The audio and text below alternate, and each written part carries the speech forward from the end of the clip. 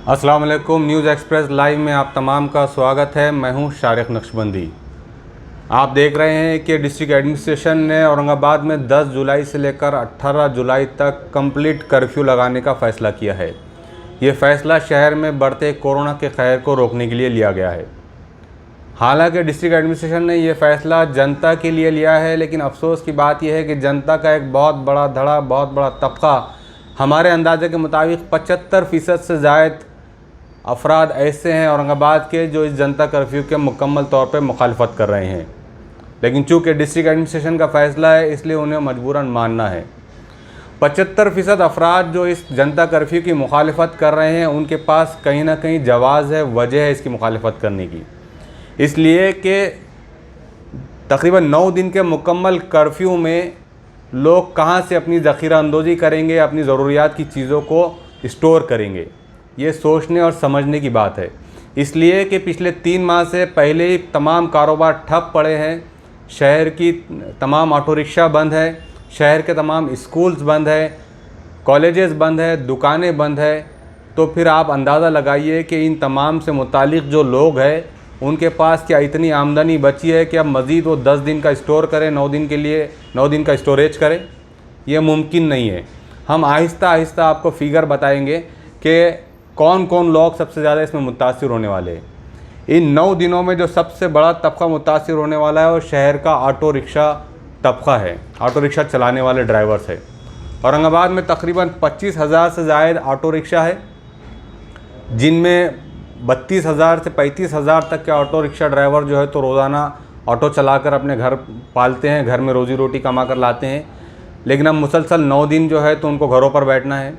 इससे पहले 3 माह तक वो मुसलसल घरों पर बैठे थे, पूरी तरीके से रिक्शा बंद था। अब आप अंदाज़ा लगाइए कि अगर कम से कम 25,000 ऑटो रिक्शा के ऊपर 5 लोग डिपेंड है तो तकरीबन 1,25,000 अफराद के रोज़ाना खाने का मसला है। दूसरा एक जो सबसे बड़ा तबका इसमें मुतासिर हो रहा है वह है औरंगाबाद के दुकानों पर काम करने वाले सेल्समैन। शुरुआती दिनों में कुछ दुकानदारों ने अपने मुलाजिमीन को 50% तनख्वाह अदा की, लेकिन उसके बाद उन मालिकान ने भी हाथ टेक दिया। अब चूँकि 1 जुलाई से लेकर थोड़े बहुत कारोबार पटरी पर आने लगे थे, लेकिन फिर इंतज़ामिया की तरफ से ये फ़ैसला आया कि 10 जुलाई से जो है तो मुकम्मल कर्फ्यू लगा दिया जाएगा। अब सोचने की बात यह है कि जब दुकानों पर कारोबार नहीं होगे तो उन सेल्समैन को दुकान मालिक पैसा क्यों देगा, उनकी तनख्वाहें क्यों देगा? तो दूसरा, हज़ारों की तादाद में नौजवान ऐसे हैं जो दुकानों पर काम करते हैं, लेकिन अब इस लॉकडाउन के फ़ैसले से बहुत ज़्यादा परेशान हैं। तीसरा तबका औरंगाबाद में दिहाड़ी मज़दूर है। Shahganj, API corner, Jalna road, यहाँ पर दिहाड़ी मज़दूर रोज़ाना सुबह सुबह आपको हज़ारों की तादाद में नज़र आते हैं। वो सुबह 9 बजे काम पर जाते हैं और शाम में 6 बजे वापस आते हैं। लेकिन पिछले 3 माह से तमाम बिल्डिंग कंस्ट्रक्शंस के काम, तमाम डेवलपमेंट्स के काम बंद पड़े हैं। तो इनकी आमदनी हुई कहाँ से? जब इनकी आमदनी ही नहीं हुई है तो फिर ये मज़ीद 10 दिन का स्टोरेज कहाँ से करेंगे?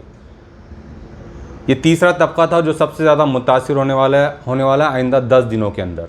औरंगाबाद में हज़ारों की तादाद में होटल इंडस्ट्री मौजूद है। यहाँ पर हम जिस होटल पर जाते हैं वहाँ पर बाज़ाब्ता मराठी में एक बोर्ड पढ़ने में आता है कि नौकराना दररोज़ पगार देनियात येईल।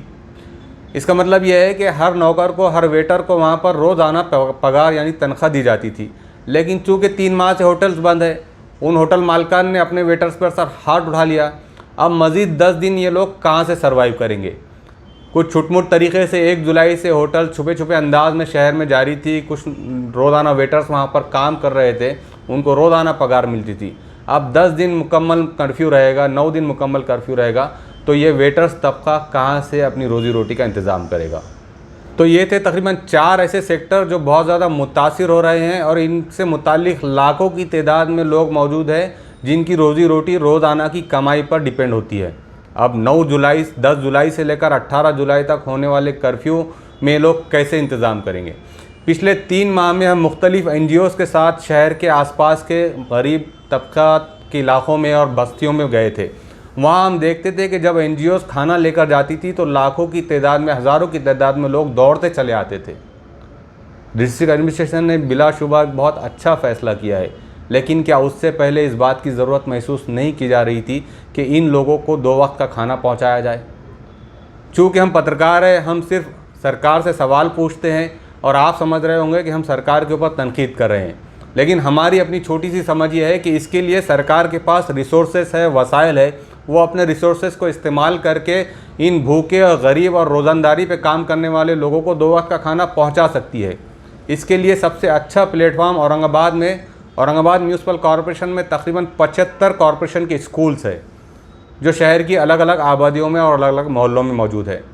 अगर म्यूनसिपल कॉरपोरेशन चाहे तो यहाँ पर इन बस्तियों में इन गरीब लोगों को रोज़ाना सुबह 2 घंटे और शाम में 2 घंटे का वक्फा देकर सुबह और शाम के खाने का इंतज़ाम कर सकती है। अब इंतज़ामिया कहेगा, एडमिनिस्ट्रेशन कहेगा कि इसके लिए लाखों और करोड़ों रुपए लगते हैं, तो बिलाशुबा लगते हैं, लेकिन एक आम शहरी आपको जब टैक्स पे करता है तो वो चाहता है कि वो खुद के शहर का और शहर वासियों का डेवलप हो, और कहीं ना कहीं आपदा में, परेशानी के वक्त में जो है तो एडमिनिस्ट्रेशन ही और सरकार ही उनके लिए आ गया है। औरंगाबाद म्यूनसिपल कॉरपोरेशन चूँकि इन दिनों माली मुश्किलात से बहुत ज़्यादा परेशान है, घिरी हुई है, तो ज़रूरत इस बात की थी म्यूनसिपल कमिश्नर आस्तिक कुमार पांडे को कि वो स्टेट गवर्नमेंट से खुसूसी पैकेज मांगते। उस पैकेज के बलबूते पर वो औरंगाबाद में तकरीबन 5 लाख अफराद का रोज़ाना खाने का इंतज़ाम कर सकते थे।